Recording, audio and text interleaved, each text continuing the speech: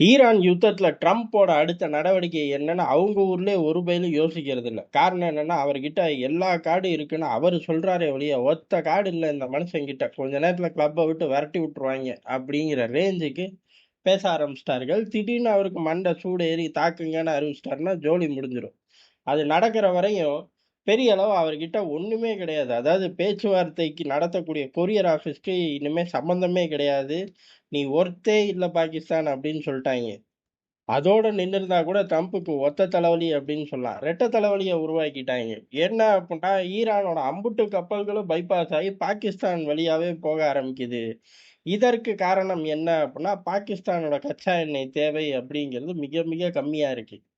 இப்ப Iran support பண்ணுவான்ல, இதுக்காக அவர்கள் ஓப்பன் பண்ண, அத ட்ரம்ப் தடுக்க முடியுமான்னு கேட்டா, தடுக்கலாம் 2வது. இப்போதைக்கு 2, 3 நாள் ஸ்மூத்தா அதுல போய்க்கிட்டு இருக்கு.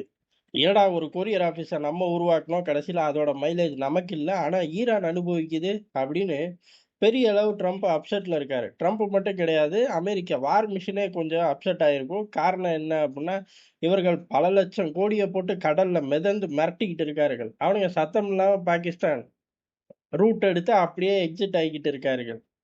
இதுல பாகிஸ்தான களத்துக்குள்ள, அதாவது காட்சிக்குள்ள கொண்டு வந்ததே அமெரிக்கா தான். இல்லாட்டி அவன் பாட்டு ஆப்கானிஸ்தானோட சண்டை போட்டுக்கிட்டு இருக்கிறவன வம்படியா கூட்டிட்டு வந்து, "நீ தான் இனிமே பேச்சுவார்த்தைக்கு தலைவன்" அப்படின்னு சொல்லி ஆசிம் முனிர உட்கார வச்சு, ஈரான இந்த பக்கம் வர வச்சு, கடைசியில ஈரான் அவனுங்கள காரி துப்பிட்டு, ஒரு டீலையும் சத்தம் இல்லாம போட்டு ரஷ்யாவுக்கு கிளம்பி போயிட்டாருங்க.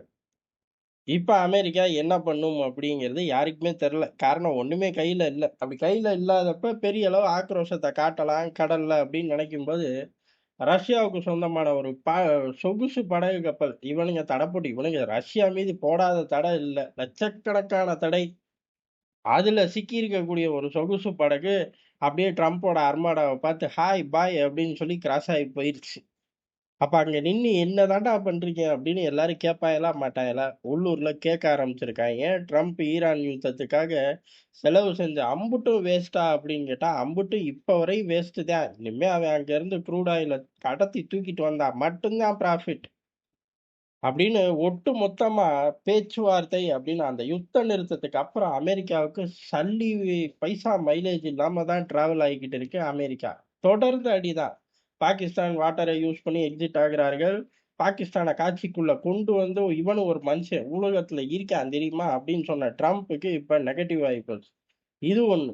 2வது பரவாயில்லடா நான் கடல்ல நிக்கிறேன். என்ன தாண்டி யார்றா போவா அப்படின்னு கேட்டப்ப ரஷ்யாவோட சொகுசு பாடகர் ஜல்லுன்னு ஹாய் பாய் சொல்லிட்டு போய் அது வேற தட்டி விட்டாய்ங்க.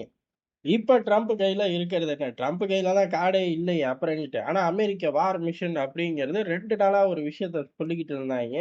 முத்தப்பா இறந்துட்டார் அப்படிங்கிறதான். காட்டுத்தீ மாரி வெவ்வேறு தியரிகள போட்டு உலகம் முழுக்க சுத்திக்கிட்டு இருந்தாச்சு. தியரி உண்மை பொய்ங்கிறது நமக்கு தெரியாது. அண்ணன் அமெரிக்காவ பொறுத்தவரை அந்த ஆள் இறந்துட்டாரு. இல்லங்க இருக்காருங்க அப்படின்னு சொன்னா, அடிபட்டு பிளாஸ்டிக் சர்ஜரி பண்ணி படுத்து கிடக்குறான். அவன் எந்த உத்தரவும் குடுக்கறது இல்ல அப்படின்னு 2வது ஒண்ண சொல்லிருவாருங்க. ஏதாச்சும் ஒண்ணு கிளியரா சொல்லுங்களேன் அப்படின்னு கேட்டோம்னா, 2ல 1 உண்மை. அது என்ன நீயே கண்டுபிடிச்சுக்க போ அப்படின்ட்டாய்ங்க. சரி இனி என்ன பண்ண முடியும்? இனி ஈரான்ல இருந்து முஸ்தபா காமினி அவரே வெளில வந்து சொற்பொழிவு ஆட்டுனா மட்டும் தான் இந்த பிரச்சனை தீரும் அப்படிங்கிறது தான் உலகம் பூரா இருந்துச்சு. ஆனா, ஈரானோட வெளியுறவுத்துறை அமைச்சர் ரஷ்யாவுக்கு போனார். ரஷ்யால அவர வரவேற்ற ரஷ்ய ஆட்கள், ரஷ்ய அதிபர் எல்லாரும் பேசிட்டு, அதுல முக்கியமான ஒரு பேச்சு என்ன அப்படின்னா, முஸ்தபா காமினி பல விஷயங்கள் எனக்கு சொல்லியிருக்கார் அப்படின்னு சொல்லி ரஷ்ய அதிபர் பதிவு பண்ணது. அதாவது அவர்களுக்குள்ள ஒரு கலந்துரையாடல் இருக்கு. கலந்துரையாடல் நேரடியாவோ, இல்ல ஒரு மெசேஜ் அவர்கிட்ட இருந்து இவருக்கு ரிசீவ் ஆயிருக்கு அப்படிங்கிறத பதிவு பண்றாரு. இது எதுக்கு அந்த இடத்துல பதிவு பண்றாரு அப்படின்னா, சிம்பிள் ரீசன். முஸ்தபா கமேனி கிட்ட இருந்து ஒரு மெசேஜ் எனக்கு வந்திருக்கு அப்படின்னு சொன்னது மூலியமாவே அவர் உயிரோட இருக்காரு அப்படின்னு ரஷ்ய அதிபர் சொல்ல வராருன்னு எடுத்துக்கலாம். இனிமே அமெரிக்கா வேணா கம்பு சுத்தலாம். அவர் பொய் சொல்றாரு அப்படின்னு. ரஷ்யால இருந்து நீ கண்டுபிடிச்சுக்கப்பா. அந்த ஆள்ட்ட இருந்து மெசேஜ் வந்துச்சுன்னு எங்க ஆள் சொல்ட்டாரு. அதோட முடிஞ்சு போச்சு. அந்த ஆள் எல்கேஜி படிக்கும்போது கூட ஒரு லெட்டர் அனுப்பிச்சிருக்கலாம். இல்ல யுகேஜி படிக்கும்போது கூட ஒரு லெட்டர் அனுப்பிச்சிருக்கலாம். லெட்டர் வந்தது உண்மை. இதே மாரி அவர் உயிரோட இல்லன்னு நீ நிரூபிச்சுக்க அப்படின்ட்டாய்ங்க அவனுங்க டெலகிராம் சேனல்ல எல்லாம் ஆக்ரோஷமா.